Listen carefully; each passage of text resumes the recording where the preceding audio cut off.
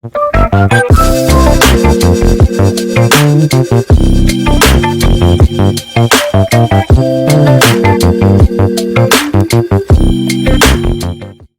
നമസ്കാരം.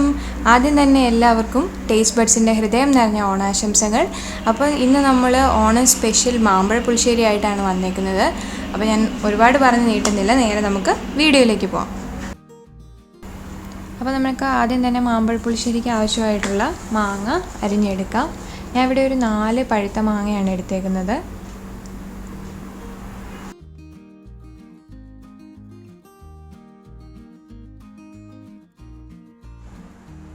നമുക്കിതിലേക്ക് പച്ചമുളക് ചേർത്ത് കൊടുക്കാം. ഞാൻ ഇവിടെ ഒരു 8 മുളകാണ് കീറിയിട്ട് കൊടുക്കുന്നത്. വേറെ എരിവിന് പ്രത്യേകിച്ചൊന്നും ചേർക്കാത്തതുകൊണ്ട് മുളക് ഇച്ചിരി കൂടിയാലും കുഴപ്പമൊന്നുമില്ല.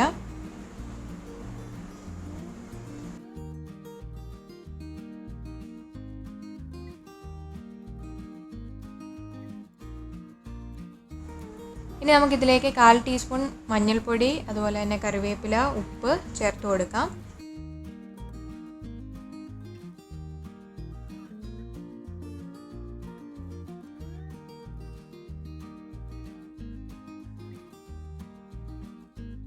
ഇനി ഒരു 1/4 ടീസ്പൂൺ കുരുമുളക് പൊടിയും ചേർത്ത് കൊടുക്കാം. ഇനി നമുക്ക് ആവശ്യത്തിന് വെള്ളം ഒഴിച്ച് നമുക്കിത് നന്നായിട്ടൊന്ന് വേവിച്ചെടുക്കാം.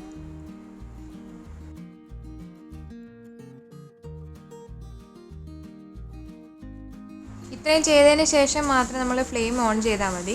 ഇനി ഇത് നന്നായിട്ടൊന്ന് തിളയ്ക്കുന്നതിന് വരെ വെയിറ്റ് ചെയ്യാം. ആ തിളയ്ക്കുന്ന സമയത്ത് നമുക്ക് ഇതിനുള്ള അരപ്പ് അരച്ചെടുക്കാം. അതിനായി ഞാൻ ഇവിടെ ഒരു 1/4 കപ്പ് തേങ്ങ, അതുപോലെ തന്നെ 2 ടീസ്പൂൺ ജീരകം, പിന്നെ ഒരു കുറച്ച് കറിവേപ്പില എടുത്തിട്ടുണ്ട്. ഇനി നമുക്കതൊന്ന് നന്നായിട്ടൊന്ന് അരച്ചെടുക്കാം. ഈ പാകമാണ് വേണ്ടത് അരപ്പിന്.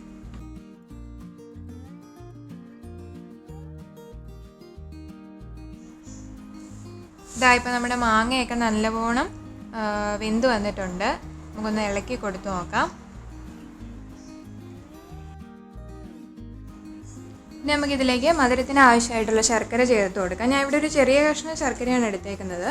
അപ്പോൾ എടുത്തിരിക്കുന്ന മാങ്ങയ്ക്ക് ഓൾറെഡി നല്ല മധുരം ഉള്ളതുകൊണ്ട് തന്നെ കുറച്ച് ശർക്കര ചേർത്ത് കൊടുത്താൽ മതിയാവും.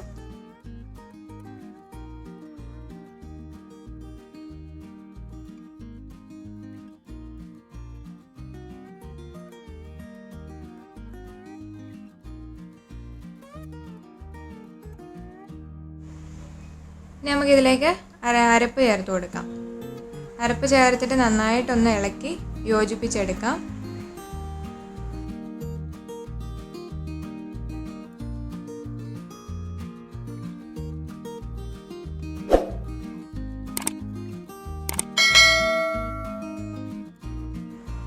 നമുക്കിതിലേക്ക് തൈര് ചേർക്കാനുള്ള സമയമായി. അപ്പോൾ തൈര് ചേർത്ത് കൊടുക്കാം. ഇവിടെ അധികം പുളിയില്ലാത്ത തൈരാണ് എടുത്തേക്കുന്നത്. തൈര് ചേർത്ത് നന്നായിട്ടൊന്ന് ഇളക്കിയിട്ട് നമുക്ക് ലോ ഫ്ലെയിമിൽ വെച്ച് ചെറുതായിട്ടൊന്ന് ചൂടാക്കിയെടുക്കാം. ഇനി തിളയ്ക്കാൻ വേണ്ടി നിൽക്കണ്ട, ജസ്റ്റ് ഒന്ന് ചൂടായി കഴിഞ്ഞിട്ട് നമുക്ക് ഫ്ലെയിം ഓഫ് ചെയ്യാം.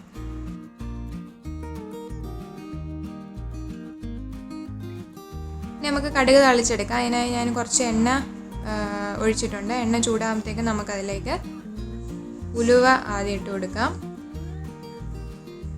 ഉലുവ ഇട്ടതിന് ശേഷം കടുക് ഇട്ട് കൊടുക്കാം.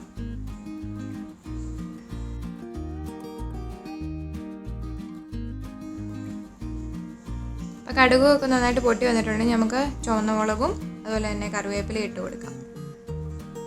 എന്നിട്ട് അത് മൂത്ത് വരുമ്പോഴത്തേക്കും നമുക്ക് മാമ്പഴ പുളിശ്ശേരിയിലോട്ട് ഇട്ട് കൊടുക്കാം.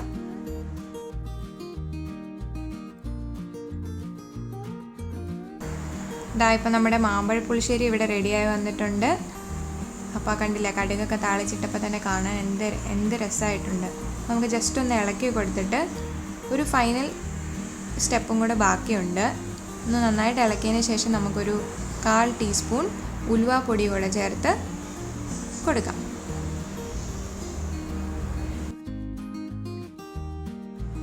അപ്പോൾ വീഡിയോ ഇഷ്ടമായെങ്കിൽ തീർച്ചയായും ലൈക്ക് ചെയ്യുക, ഷെയർ ചെയ്യുക, സബ്സ്ക്രൈബ് ചെയ്യുക. സബ്സ്ക്രൈബ് ബട്ടനോട് ചേർന്നുള്ള ബെല്ലൈക്കൺ കൂടി എനേബിൾ ചെയ്യുകയാണെങ്കിൽ ഞങ്ങൾ അപ്ലോഡ് ചെയ്യുന്ന വീഡിയോസിൻ്റെ നോട്ടിഫിക്കേഷൻ നിങ്ങളിലേക്ക് എത്തിച്ചേരും. കൂടാതെ നിങ്ങളുടെ വിലയേറിയ അഭിപ്രായങ്ങളും നിർദ്ദേശങ്ങളും കമൻറ്റ് ബോക്സിൽ രേഖപ്പെടുത്തുക വേണം. അപ്പോൾ മറ്റൊരു വീഡിയോയുമായി വീണ്ടും കാണാം. Till then bye.